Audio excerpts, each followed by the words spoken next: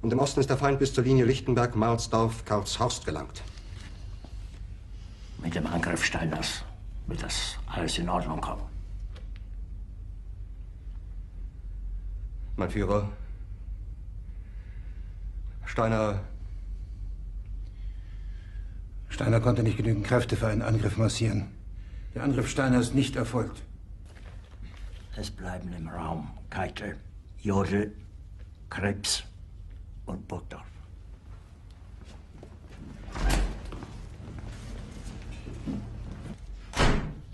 Das war ein Befehl! Der Angriff Steiners war ein Befehl! Wer sind Sie, dass Sie es wagen, sich meinen Befehl zu widersetzen? So weit ist das also gekommen. Das Militär hat mich belogen! Jeder hat mich belogen, sogar die SS!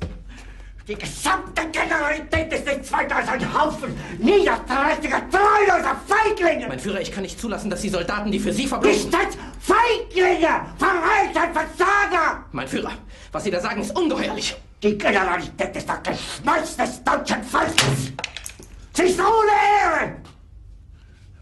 Sie nennen sich Generale, weil Sie Jahre auf Militärakademien zugebracht haben, nur um zu lernen, wie man Messer und Gabel hält! Jahrelang hat das Militär meine Aktionen nur behindert! Es hat mir jeden nur ersichtlichen Widerstand in den Weg gelegt! Ich hätte gut daran getan, von Jahren alle höheren Offiziere liquidieren zu lassen, wie Stalin!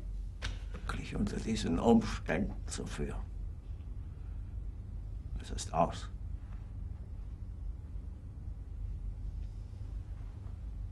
Der Krieg ist verloren.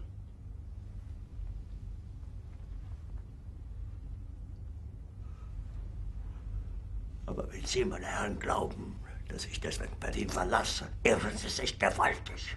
Eher jage ich mir eine Kugel durch den Kopf.